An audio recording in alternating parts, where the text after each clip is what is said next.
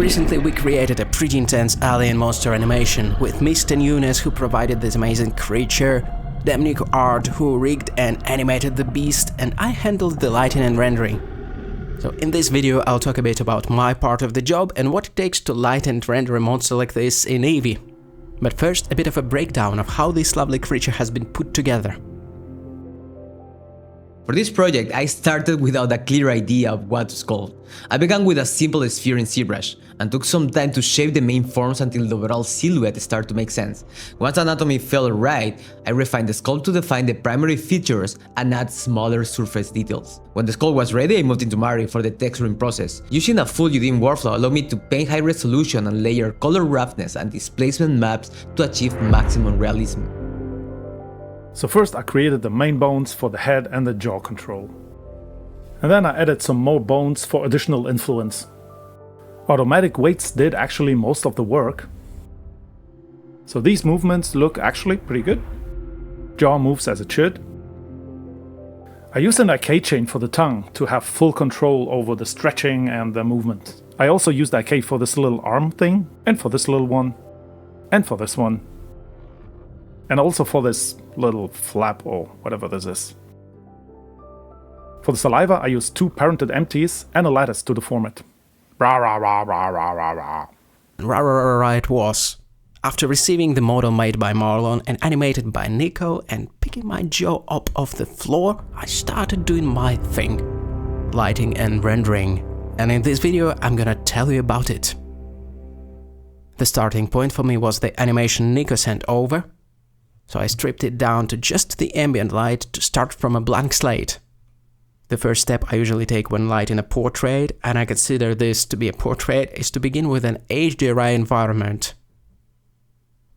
So in the shader editor I set up the environment texture, chose one of the studio HDRIs from Polyhaven, and started spinning it like crazy in search of that lighting idea. And what do you know? I instantly landed on this cool offside key light. Actually, it's very important on what side of the face this key light ends up being, because this far or short side being lit is perfect. If it were on the close or broad side, that wouldn't be as effective because it would make it look flat. Then I cranked up the angle in the world settings to make this HDRI key light a bit softer. You can spot this by looking at that specular highlights. It's basically that light. I wanted it to be larger and softer, and the whole thing a bit dimmer, to serve as a base layer of light for this shot. In EEVEE, HDRI lighting may look funky right out of the box. A lot of light leakage, incorrect shadows, you name it. But anyway, right away I set up the second HDRI. This one's a bit on a crazy side. I baked it myself when I got tired of normal looking HDRIs. And it ended up giving that really soft light and giving away how catastrophic the default EEVEE settings are for HDRI rendering. Thankfully it's an easy fix. It can be fixed by turning on ray tracing and turning off these two guys, FastGI and denoising. Why is it that it's always here too? It's often helpful to max out the precision and set thickness really high. 1 meter or something. How about that? Look at that nice thick shadow in the mouth cavity, that's why. I decided that I would max out the resolution as well to make it as crisp as possible. All the way to 1:1. So in this double HDRI setup, this HDRI took the role of the key light, and this the role of the fill light. And then I simply added these two together. Then to reduce the amount of light that shouldn't be hitting the object, jittered shadows in the render settings and the world settings should both be turned on. That helps with the light leaks and just makes it more grounded at the cost of some flickering in the viewport while the shadows calculate. To make it a bit more versatile, I decoupled the backdrop image using the light paths node so it only shows up for the camera rays. I mean, not affecting the actual lighting.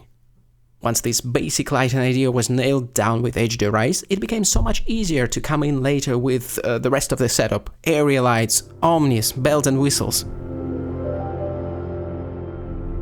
To reinforce the key or main light, I dropped in an area light on that far side, with a large custom distance so the fall-off isn't too abrupt, and jitter to keep the shadows in check.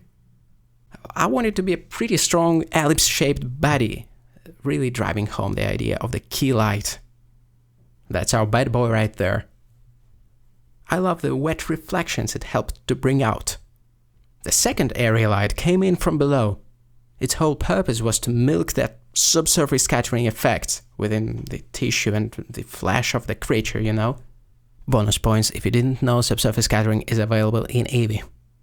Scattering is a huge part of the charm of that thing. I wanted to make sure we really leaned into it, so yeah, dedicated light just for that. I don't know, I'm just a sucker for real-time subsurface scattering in EEVEE. It's one of my favorite features.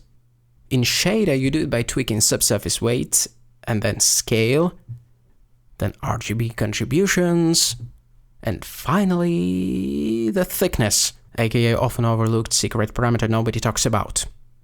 It works great for teeth and all that other fleshy stuff. Oh my god, that's kind of gross, but perfect for tissue, skin and all that stuff. Actually, here I recorded a quick reference for you.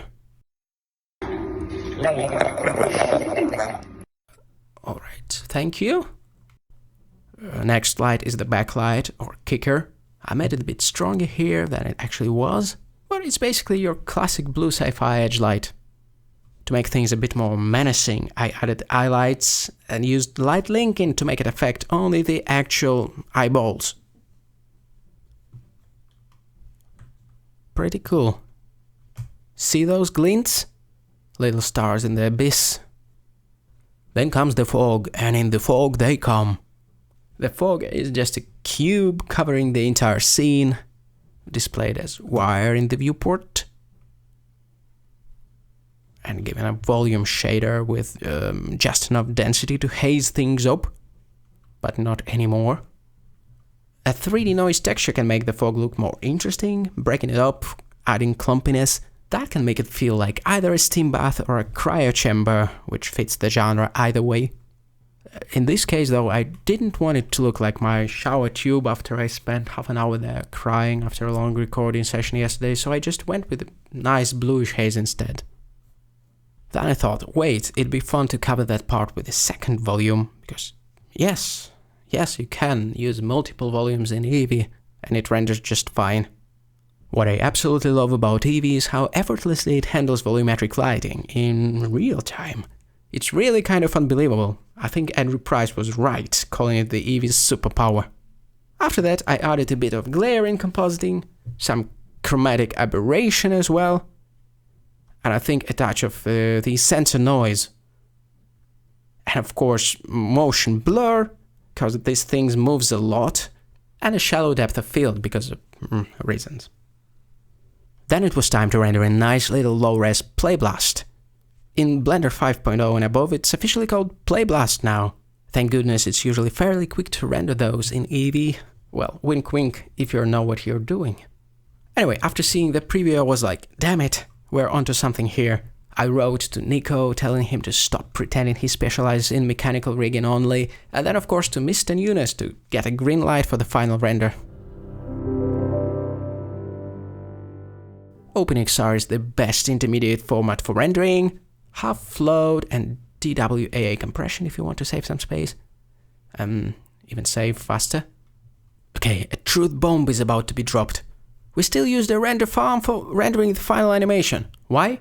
Because there was 1900 frames, that's 30 seconds of animation at 60 frames per second. In short, between 5 and 8 hours of rendering, and I needed multiple iterations. So I thought, screw it, and uploaded it to SuperLuminal render farm as zip, which immediately spawned this serious looking console window. Thankfully it started churning frames right away. The first few frames, 10 or so, costed a bit more and processed slower, but once it warmed up, the rest were super cheap and fast. And no, this isn't an ad or anything. I started with the first 100 frames just to estimate the cost, then proceeded with rendering light layers, basically outputting each layer as its own XR sequence. Then the way I operate, I always test things. I'm very curious, and I always poke around, and when something breaks, report it back. And this was my bug report I sent over to SuperLuminal. I love this glitch. Like,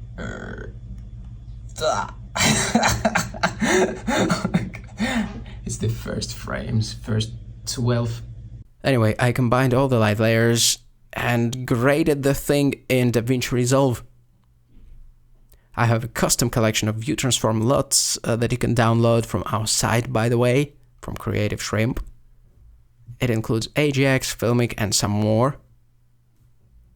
Whenever I get the chance, I love adding that flickering exposure effect, followed by some last-minute cinematic touches like halation and glare.